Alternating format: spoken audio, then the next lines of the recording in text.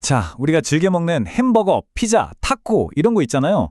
근데요, 이 익숙한 음식들이 지금 엄청난 변화의 한가운데에 서 있다고 합니다. 그래서 오늘 미국 패스트푸드 산업이 지금 진짜 무너지고 있는 건지 아니면 아예 다른 모습으로 진화하고 있는 건지 그 속사정을 한번 제대로 들여다보려고 합니다. 자, 화면에 딱 숫자 하나가 보이죠? 14달러. 우리 돈으로 환산하면 거의 2만 원에 가까운 돈인데 이게 대체 뭘 의미하는 숫자일까요? 한번 맞춰보세요. 네, 바로 그겁니다. 이게 지금 미국에서 햄버거 세트 하나 사 먹으려면 내야 하는 평균 가격이래요. 와, 정말 믿기지 않죠? 어떻게 햄버거 세트 하나가 이 가격이 된 걸까요? 이 말도 안 되는 가격표 뒤에 숨겨진 진짜 이야기, 지금부터 하나씩 파헤쳐 보겠습니다. 자, 그럼 첫 번째 이야기부터 시작해 볼게요.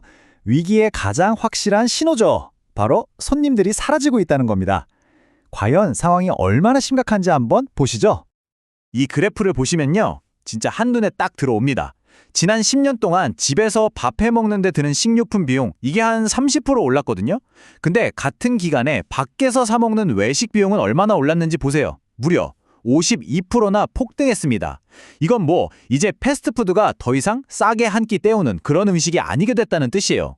집밥이랑 가격 차이가 이렇게나 벌어져 버린 거죠. 그러니까요, 이렇게 가격 차이가 나니까 당연히 사람들 행동도 바뀔 수밖에 없겠죠. 월스트리트 저널 보도를 보니까 미국 사람들 외식 비중이 글쎄 20년 만에 최저치를 찍었답니다. 이거 그냥 잠깐 이러다 마는 게 아니라 사람들의 소비 습관 자체가 완전히 바뀌고 있다는 아주 중요한 신호입니다. 이게 그냥 숫자나 뉴스 기사로만 끝나는 얘기가 아니에요. 완전 사회적인 현상이 됐죠. 틱톡 같은 데 들어가 보면 아니 감자튀김 하나 사려는데 가격 보고 손이 다 떨리네. 이런 댓글이 막 엄청난 공감을 얻고 있어요. 이게 바로 지금 소비자들이 뭘 느끼고 있는지 그야말로 뼈 때리는 현실을 보여주는 거 아니겠어요? 자, 상황이 얼마나 심각한지 보여주는 숫자 하나 더 있습니다. 바로 9%. 2024년 1월에요. 작년보다 손님이 늘어난 패스트푸드 가게가 전체에서 딱 9%뿐이었대요. 다시 말해서 10군데 중에 9군데 이상은 손님이 줄었다는 정말 충격적인 결과죠. 아니 그럼 대체 왜 이렇게까지 된 걸까요?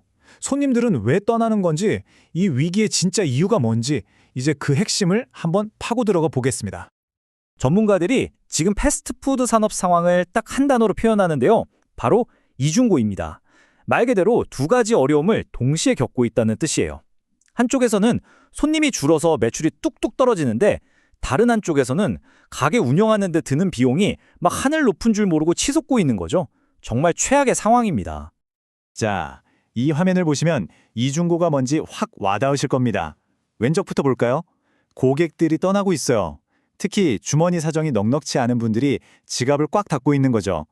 밖에서 사 먹는 대신에 마트 가서 좀 더 싼 PB 상품 사는 이런 트레이드다운 현상이 나타나고 있고요.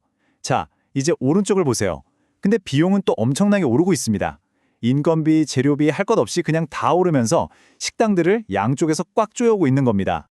그럼 비용은 구체적으로 뭐가 그렇게 올랐을까요? 첫 번째, 인건비입니다. 캘리포니아에서 패스트푸드점 최저임금을 시간당 20달러로 확 올려버렸어요. 이게 다른 지역에도 영향을 주고 있는 거고요. 근데 엎친 데 덮친 격으로 재료비도 문제입니다. 역대급 가뭄 때문에 소고기 가격이 1년 만에 거의 10% 가까이 뛰어 올랐어요. 햄버거의 핵심이 소고기 패티인데 그 가격이 이렇게 올라버리니 정말 버티기 힘들겠죠. 자, 그런데요. 이런 위기 속에서 그냥 주저앉아 있을 기업들이 아니죠.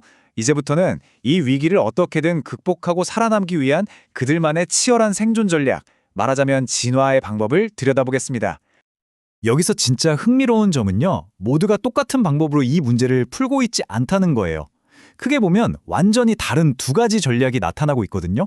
대표적으로 맥도날드와 웬디스의 사례를 보면 그 차이가 아주 명확하게 보입니다. 한번 비교해 볼까요? 자, 첫 번째는 맥도날드입니다. 맥도날드는 가성비로 돌아가자 이 전략을 택했어요. 자기들의 근본이죠.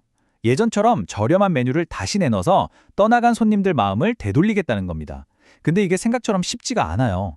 당장 가게 주인들, 그러니까 가맹점주들이 아니 이렇게 팔면 남는 게 없다고 엄청나게 반발하고 있고요.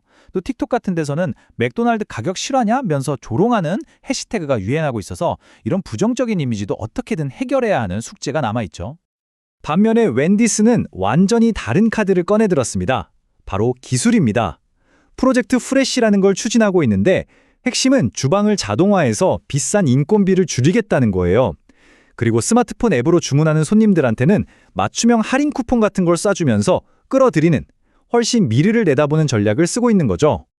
자, 그럼 가성비의 맥도날드와 기술의 웬디스, 이 서로 다른 두 전략이 앞으로 패스트푸드 시장의 미래를 어떻게 그려나가게 될까요? 이제 마지막으로 전체적인 그림을 한번 그려보겠습니다. 결론부터 말씀드리면 이렇습니다. 지금 이 상황은요, 그냥 잠깐 겪고 지나가는 힘든 시기가 아니라는 겁니다. 아예 시장의 판 자체가 영원히 바뀌는 그런 구조적인 변화라는 거죠. 어쩌면 우리가 알던 누구나 싸고 편하게 즐길 수 있었던 그 패스트푸드의 시대는 이제 정말로 끝났을지도 모릅니다. 앞으로 시장은 아마 이런 단계를 밟아가지 않을까 싶습니다. 먼저 단기적으로는요, 가격을 더 올리기는 힘드니까 대부분 브랜드들 실적이 안 좋아질 거예요. 그리고 중기적으로는 아까 본 것처럼 가성비로 가는 쪽이랑 기술로 가는 쪽으로 시장이 딱 갈라지겠죠. 그리고 아주 멀리 내다보면 결국에는 주방 자동화나 공급망을 확실하게 장악한 몇몇 최상위 브랜드만 살아남아서 시장을 독식하는 그런 그림이 그려질 가능성이 높습니다. 자, 이제 이런 복잡한 경제 이야기는 잠시 접어두고 여러분 자신에게 한번 질문을 던져볼 시간입니다. 만약 여러분 주머니에 2만 원이 있다면 이걸로 햄버거 세트 하나를 사 드시겠어요? 아니면 그 돈으로 장을 봐서 집에서 따뜻한 밥을 해 드시겠어요? 결국 이 질문에 대한 여러분 한 분 한 분의 대답이 앞으로 패스트푸드의 미래를 만들어가게 될 겁니다.